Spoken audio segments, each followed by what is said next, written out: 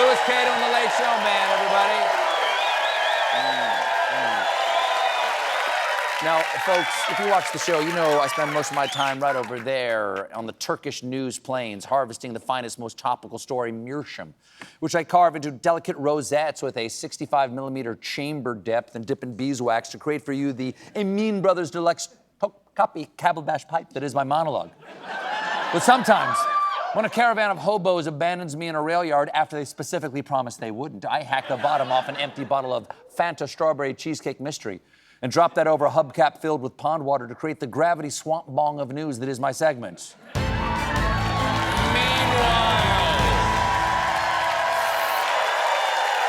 know what? Meanwhile is forgiving. Meanwhile forgives. You know what I'm talking about? You know what I'm talking about? Forgives. Meanwhile. Good news for anyone who enjoys a little drink over in Europe, because according to an award-winning study, a little tipple really can make you slightly more fluent in a foreign language. And German speakers who drank a small amount of alcohol spoke Dutch more fluently. That proves nothing. The Dutch word for book is boek. The Dutch word for cookie is cookie. And the translation of the phrase, the man is dead, is de man is dood. The entire Dutch language is a little drunk. Meanwhile, there's news about online mega retailer Shein. You know their slogan, want to look like a mob daughter who didn't get an allowance? Word in the retail world is that Shein is opening its first physical stores, which is fantastic, because shopping is so much easier when you can make sure in person that your leopard print fringe bodysuit falls apart in a light rain. Meanwhile, in romantic finance news, according to a new study, Florida and Nevada have the most gold diggers.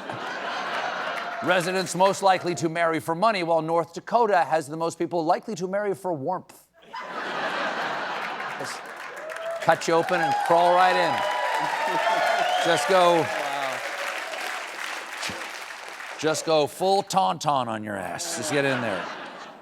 Meanwhile, Arby's is releasing their new first-of-its-kind steak nuggets that they claim are an easy-to-eat way to have steaks with no knife needed and fork optional. Arby's has liberated us from the tyranny of utensils. We are finally free to eat our meat as God intended, in big saucy hunks with our bare hands hovering over a trash can in the dark. Meanwhile, oh, and good is it. Meanwhile, in Vatican City, the Pope's Swiss guards are getting new uniforms. Here's their current outfits. You cannot believe how many of them get out of the little car. And here's the new uniform. Okay, that's a mild improvement. They no longer look like circus clowns. Now they look like the cops chasing Kevin James in Paul Blart Goes to Paris. Meanwhile, I'd watch that. I would see that in a minute.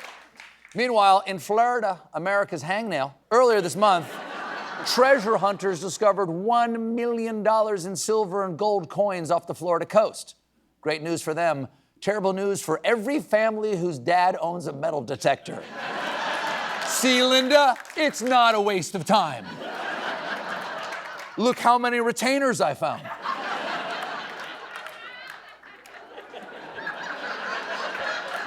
This is gonna be me in June.